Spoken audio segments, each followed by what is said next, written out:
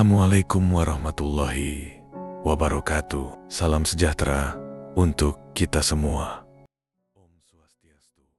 Desa Sumberlor, terletak di ujung selatan Jawa Timur, adalah sebuah desa kecil yang sejak dulu tak pernah dikenal siapapun. Letaknya terpencil, diapit hutan jati dan tanah tandus yang memanjang hingga ke batas kabupaten. Wilayah itu pernah dijuluki sebagai tanah mati. Tidak ada pabrik, tidak ada kantor, hanya petani dan buruh harian yang menggantungkan hidup dari tanah yang tak bersahabat. Tapi 5 tahun terakhir, keadaan berubah drastis. Jalan desa yang dulu becek kini sudah beraspal. Rumah-rumah warga yang dulunya dari anyaman bambu, kini berdinding bata, bahkan beberapa berlantai 2. Ada minimarket, ada sekolah baru, dan yang paling mencolok ada sebuah rumah megah bergaya Eropa yang berdiri tepat di tengah perkampungan. Orang yang tinggal di rumah itu adalah Pak Wiryo. Nama lengkapnya Wiro Sentanu. Dulu, ia hanya seorang petani biasa, hidupnya pas-pasan. Istrinya hanya ibu rumah tangga yang mengurus 2 anak mereka. Setiap musim panen, ia selalu gagal karena serangan hama dan kekeringan. Bertahun-tahun mereka hidup dari utang dan pinjaman tetangga. Tapi entah bagaimana, semuanya berubah begitu cepat. Pak Wiryo tiba-tiba membeli lahan kosong yang luasnya hampir setengah desa. Ia membuka ladang tebu, mempekerjakan puluhan warga, dan dalam waktu singkat menjadi juragan paling berpengaruh di desa itu. Hasil panennya luar biasa. Tiap bulan, truk-truk besar keluar masuk membawa tebu segar ke pabrik gula di kota. Warga menyebutnya berkah. Sebagian menganggap Pak Wiryo hanya beruntung, tapi sebagian lainnya mulai bertanya-tanya, dari mana modal besar itu datang? Kenapa ia tak pernah cerita apa-apa tentang perubahan hidupnya? Yang lebih aneh lagi, sejak ladang itu dibuka, satu persatu anak kecil di desa mulai menghilang. Awalnya dianggap kecelakaan. Ada yang dikira hanyut di sungai, ada yang disebut kabur karena masalah keluarga. Tapi ada pola yang tidak disadari semua orang. Anak-anak itu selalu hilang pada malam Jumat Kliwon, dan mereka selalu anak tunggal dari keluarga miskin. Warga tidak pernah membicarakan hal itu secara terbuka. Mungkin karena takut, mungkin karena tidak ingin kehilangan rezeki yang sedang mereka nikmati. Ladang Pak Wiryo menyerap banyak tenaga kerja. Ia juga menyumbang untuk pembangunan masjid, sekolah, bahkan menyumbang alat-alat musik untuk Karang Taruna. Tidak ada yang berani curiga. Sampai suatu hari, seorang jurnalis muda bernama Ardi datang ke desa itu. Ardi berasal dari Malang. Ia sedang membuat laporan investigasi tentang desa-desa mandiri yang berhasil bangkit dari kemiskinan. Salah satu yang direkomendasikan oleh Dinas Pertanian adalah Desa Sumberlor. Ia tiba siang hari, disambut ramah oleh kepala dusun, dan langsung diajak berkeliling desa. Sekilas, tidak ada yang aneh. Warga tampak sibuk bekerja di ladang. Anak-anak bermain di halaman. Para ibu menjemur pakaian sambil berbincang. Tapi, Erdi merasa suasana desa itu terlalu tenang, terlalu hening. Bahkan, senyuman orang-orangnya terasa seperti topeng, seolah ada sesuatu yang mereka sembunyikan. Erdi menginap di rumah seorang guru SD yang bersedia menampungnya selama 3 hari. Malam pertamanya berjalan biasa, hingga sekitar pukul 1 dini hari, ia terbangun karena mendengar suara tangisan. Tangisan itu bukan dari dalam rumah. Suaranya seperti berasal dari kejauhan, seperti datang dari arah ladang tebu. Awalnya, Erdi mengira itu suara anak kecil yang sedang rewel. Tapi semakin ia dengar, semakin ia sadar. Suara itu bukan satu, beberapa terdengar sangat lirih, seperti memanggil-manggil seseorang. "Tolong, bawa aku pulang. Aku kedinginan." Erdi membuka jendela. Angin malam menerpa wajahnya. Suara jangkrik mendominasi. Tapi suara tangisan itu masih terdengar samar. Ia mencoba merekam dengan ponselnya. Tapi suara itu seperti menghilang begitu perekaman dimulai. Pagi harinya, Erdi menceritakan hal itu pada sang guru. Tapi Wajah gurunya langsung berubah tegang. Ia hanya menjawab singkat, "Kamu pasti mimpi, Mas. Di sini nggak ada apa-apa." Ardi tidak puas dengan jawaban itu. Ia terus mencari informasi dari warga, bertanya soal sejarah desa, soal perubahan ekonomi, soal Pak Wiryo, tapi semua jawaban selalu sama. Datar, menjauh. Bahkan beberapa warga mulai menghindarinya. Namun, dari percakapan anak-anak kecil yang bermain petak umpet di halaman sekolah, Erdi mendengar satu nama yang belum pernah ia dengar sebelumnya. Mereka berbisik, tertawa-tawa, lalu salah satu dari mereka berkata pelan, "Jangan main ke ladang Pak Wiryo kalau malam. Nanti ketemu anak yang nangis." Anak lain langsung menutup mulut temannya. Mereka menoleh ke arah Erdi yang sedang mencatat dari jauh, lalu kabur berlarian seperti takut ketahuan. Erdi tahu, pasti ada yang tidak beres. Ia meminta izin untuk bertemu langsung dengan Pak Wiryo. Permintaannya disetujui, dan sore itu ia tiba di rumah besar berarsitektur Belanda. Pak Wiryo menyambutnya ramah. Sikapnya santai, ucapannya rapi dan terukur. Ia bercerita banyak soal perjuangan hidup, soal tekad untuk bangkit, dan soal keberuntungan dari kerja keras. Tapi ada satu hal yang tak bisa ditutup. Mata Pak Wiryo. Tatapannya kosong, seperti menyimpan sesuatu yang dalam. Dan saat Erdi menyinggung soal anak-anak yang hilang, wajahnya berubah kaku. "Mas, saya orang biasa. Saya cuma kerja keras. Jangan tanya hal yang tidak-tidak." Ucapan itu diiringi dengan senyuman tipis. Tapi Ardi tahu itu bukan senyuman tulus. Malam kedua, suara tangisan itu terdengar lagi. Tapi kali ini lebih dekat, lebih jelas. Dan kali ini bukan hanya tangisan. Ada bisikan, ada langkah kaki kecil di luar rumah. Ada suara ranting patah, seperti seseorang atau sesuatu yang sedang berjalan di antara ladang tebu. Erdi membuka jendela lagi, dan untuk sepersekian detik, ia melihat bayangan sosok kecil, berdiri diam di tengah ladang. Rambutnya acak-acakan, bajunya compang-camping, tapi wajahnya tak terlihat, seolah kabut malam menutupinya. Lalu, suara itu terdengar, pelan tapi menusuk. "Tolong, aku belum sempat pulang." Malam itu, Erdi tak bisa tidur. Sosok kecil yang ia lihat di ladang masih terbayang jelas di matanya. Wajahnya memang tak terlihat, tapi tubuh mungil itu begitu nyata. Berdiri diam, tak bergerak, seperti menatap balik ke arahnya dari balik kabut tipis dan bayang-bayang tebu yang bergoyang pelan. Suara lirih anak itu, "Tolong, aku belum sempat pulang." Itu bukan halusinasi, itu bukan mimpi. Setelah menutup jendela, Erdi duduk memeluk lutut di atas kasurnya. Ia mencoba menenangkan diri, tapi semakin ia mencoba berpikir jernih, semakin banyak hal yang terasa janggal. Tangisan anak-anak itu muncul 2 malam berturut-turut. Suaranya berasal dari arah ladang Pak Wiryo. Dan setiap warga yang ia tanyai soal hilangnya anak-anak selalu menjawab dengan nada yang datar, bahkan terkesan memaksa untuk melupakan. Ada sesuatu yang besar, sesuatu yang mereka sembunyikan.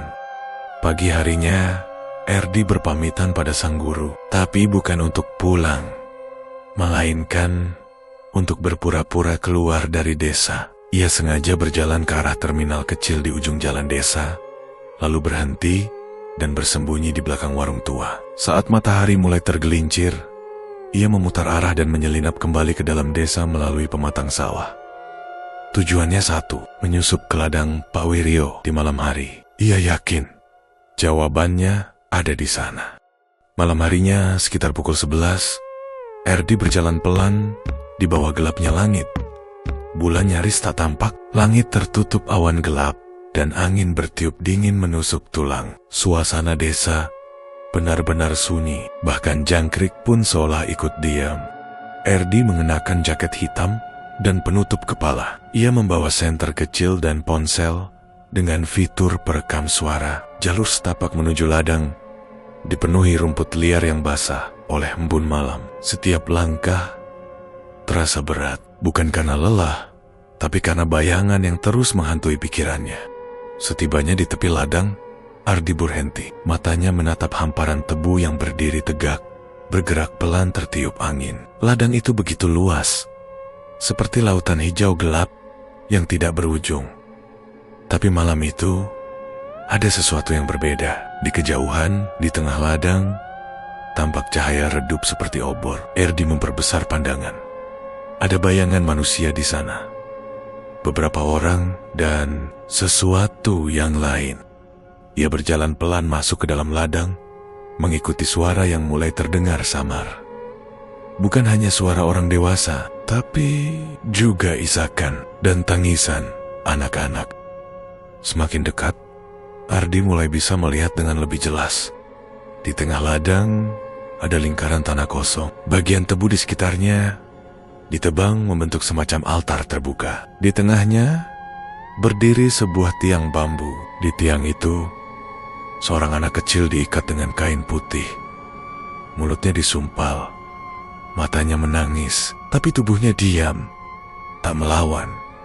4 pria dewasa mengelilinginya. Salah satunya adalah Pak Wiryo. Erdi nyaris tak percaya dengan apa yang dilihatnya. Pak Wiryo membawa mangkuk tanah liat berisi cairan hitam pekat. Di tangan kirinya ada selembar kertas kuno yang tampak rapuh. Salah satu pria lain mulai membaca mantra dalam bahasa Jawa kuno.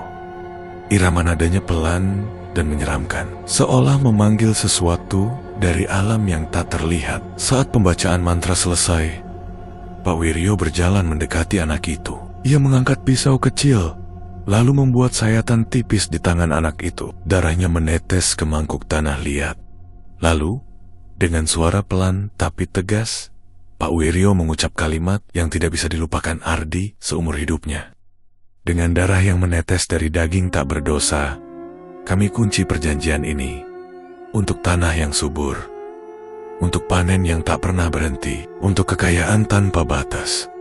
Kami berikan tumbal, tanpa nama, tanpa asal, tanpa jejak. Tiba-tiba, angin bertiup sangat kencang. Tanah bergetar pelan, daun-daun tebu bersuara gemerisik seperti bisikan. Dan dari balik gelapnya ladang, muncul sosok tinggi besar. Tubuhnya hitam legam, kepalanya botak tanpa wajah. Matanya putih kosong, dan langkahnya tak menyentuh tanah. Makhluk itu berjalan mendekat. Para pria di lingkaran menunduk ketakutan. Anak kecil yang diikat mulai menangis histeris, tapi mulutnya tetap tersumbat.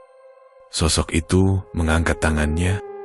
Perlahan, tubuh anak itu terangkat ke udara. Tangisannya berubah menjadi jeritan, lalu menghilang begitu saja. Tanpa suara, tanpa tubuh, tanpa bekas.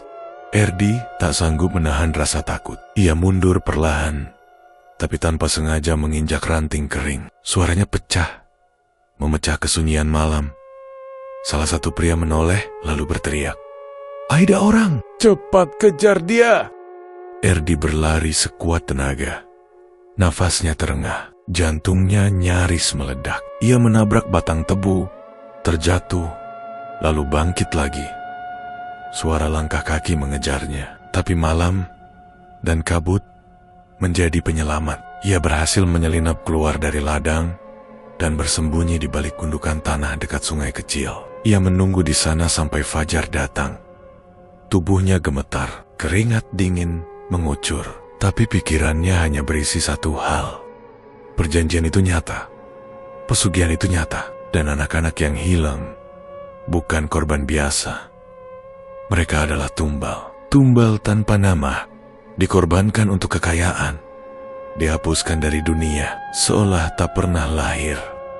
Pagi itu, Erdi kembali ke rumah guru SD tempat ia menginap. Wajahnya pucat, napasnya masih berat. Ia tak berkata apa-apa, hanya meminta air minum dan duduk terdiam selama 1 jam. Erdi duduk terpaku di kursi kayu dekat dapur. Matanya sembab, tubuhnya masih gemetar, dan keringat dingin membasahi pelipisnya. Gelas berisi air hangat di tangannya sudah tak disentuh sejak tadi. Ia menatap kosong ke arah dinding bambu, seolah jiwanya tertinggal semalam di tengah ladang tebu. Di depannya, Sang guru menatap dengan wajah khawatir. Ia tahu, Erdi telah melihat sesuatu yang tak seharusnya dilihat oleh orang luar. Dan kini, semua yang tak pernah boleh dibicarakan telah berubah menjadi kenyataan yang mengerikan. Mas Erdi sudah lihat ya? Tanya Pak Marlan lirih.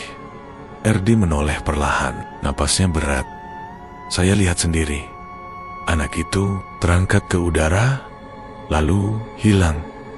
Makhluk itu besar, hitam, matanya putih, tidak punya wajah. Pak Marlan terdiam. Ia menghela napas panjang. Tangan tuanya meremas gelas kopinya yang sudah dingin. Lalu, dengan suara pelan, ia mulai bercerita. Setiap desa punya rahasia, Mas. Di sini, kami diajarkan sejak kecil untuk diam. Untuk tidak bertanya, untuk tidak memprotes. Karena kalau kami melawan, gantian kami yang jadi tumbal. Erdi menatapnya lekat-lekat. Berarti, semua orang tahu, Pak? Semuanya? Pak Marlan mengangguk perlahan. Tidak semua, tapi mereka yang tahu memilih bungkam demi anak-anaknya, demi keluarganya, demi bertahan hidup. Erdi menghela napas berat. Ia tahu, kebenaran ini terlalu gelap untuk dibiarkan begitu saja. Tapi ia juga sadar bahwa menyebarkan kebenaran ini akan menempatkan nyawanya dalam bahaya. Siang itu, Erdi memutuskan kembali ke kota. Ia naik bus umum dari terminal kecil di luar desa, membawa semua catatan, ponsel, dan rekaman suara yang ia kumpulkan selama berada di Sumberlor. Tapi malam itu di kamar kosnya di Malang, suara itu kembali terdengar. Pelan, samar, tapi jelas. Tangisan anak kecil dari balik lemari, dari sudut kamar mandi, dari dalam telinga. Tolong, aku belum sempat pulang. Erdi terbangun, napasnya memburu. Kamar itu dingin, meski jendela tertutup rapat. Ia meraba ponsel dan memutar rekaman. Dari malam ia menyaksikan ritual pesugihan, tapi yang terdengar hanya suara angin dan derik jangkrik. Suara tangisan yang ia dengar tak terekam, seolah hanya bisa didengar oleh dirinya sendiri. Erdi mencoba menenangkan diri. Ia berpikir logis. Mungkin ini trauma, mungkin ini efek dari pengalaman ekstrem yang baru saja ia alami. Ia duduk di depan laptop dan mulai menulis. Judul laporan, tumbal tanpa nama, jejak pesugihan di tengah ladang tebu. Ia mengetik cepat, menuliskan semua yang ia saksikan dengan detail. Mulai dari perkenalan Pak Wiryo, perubahan desa yang mendadak makmur, hingga ritual sesat di tengah ladang. Ia tulis semuanya, termasuk ciri-ciri makhluk yang datang mengambil tumbal. Tapi saat ia mengetik kalimat terakhir, layar laptopnya mendadak hitam. Semua lampu di kamar padam. Listrik mati, hanya layar ponselnya yang masih menyala. Dan dari sana muncul notifikasi aneh. Kami tahu kamu. Berhentilah, atau gantian kamu yang jadi tumbal. Erdi langsung berdiri. Ia membuka pintu kamar, berlari keluar, dan mengetuk kamar kos pemilik rumah. Saat ditanya, pemilik rumah hanya menjawab santai. Loh, kayaknya listrik di kamar kamu aja yang mati, Mas. Di tempat lain nyala semua kok. Erdi terdiam. Bulir keringat membasahi tengkuknya. Ia merasa diawasi. Malam itu, ia tak kembali ke kamar. Ia menginap di hotel kecil dekat stasiun. Tapi, meski sudah jauh dari kos, suara itu masih terdengar. Tangisan anak kecil, tangisan yang sama, bergema di kepala, menusuk telinga. Ia menutup telinga, tapi suara itu tetap ada. Ia mencoba berdoa, tapi lidahnya terasa berat. Keesokan paginya, Erdi mendatangi kantor polisi. Ia membawa semua catatan, rekaman, dan foto yang berhasil ia ambil selama di desa Sumberlor. Tapi setelah 2 jam diinterogasi, petugas polisi hanya tertawa kecil. Mas ini pasti capek, banyak cerita aneh di kampung. Tapi tanpa bukti konkret, kami nggak bisa apa-apa. Erdi memaksa menunjukkan foto, tapi entah kenapa, semua foto di ponselnya berubah menjadi gelap. Kosong, hitam, tak ada gambar. Begitu pula dengan rekaman suaranya. Hanya suara angin dan detakan pelan, seperti jantung atau langkah kaki kecil yang berjalan. Hari-hari berlalu, Erdi mencoba menulis ulang laporannya. Tapi setiap kali ia menulis, file itu selalu hilang. Laptopnya error, printer rusak, flash disknya terbakar tanpa sebab. Bahkan, saat ia mencoba mencetak satu halaman, kertas itu dipenuhi coretan tak dikenal, seperti huruf kuno dan simbol darah. Dan suara itu tidak pernah pergi. Ia mendengarnya di kamar mandi, di dalam lift, di dalam kereta. Bahkan saat tidur, suara itu masuk ke mimpinya. Tolong, aku belum sempat pulang. Sampai pada suatu malam, Erdi menghilang. Ia tak pernah kembali ke kos. Laptopnya ditemukan masih menyala di meja, menampilkan halaman kosong dengan satu kalimat di tengah layar. Tumbal berikutnya telah dipilih. Ponselnya ditemukan terendam di dalam baskom berisi air darah. Tidak ada jejak perlawanan, tidak ada tanda perampokan. Hanya suara tangisan lirih yang terdengar dari dalam kamar saat pintunya dibuka oleh polisi. Hingga kini, Desa Sumberlor sudah kembali sunyi. Ladang tebu milik Pak Wiryo tetap berdiri, panennya tetap melimpah. Tapi rumah warga mulai kosong satu persatu. Warga memilih pergi, tidak ada yang mau tinggal lebih lama di desa itu. Tapi malam Jumat Kliwon, suara itu masih terdengar. Tangisan yang sama, dari tengah ladang, dari balik batang tebu yang bergoyang. Dan jika kamu cukup nekat untuk datang dan mendengarkan, kamu akan tahu bahwa suara itu bukan satu, bukan dua, tapi puluhan tangisan anak-anak yang belum sempat pulang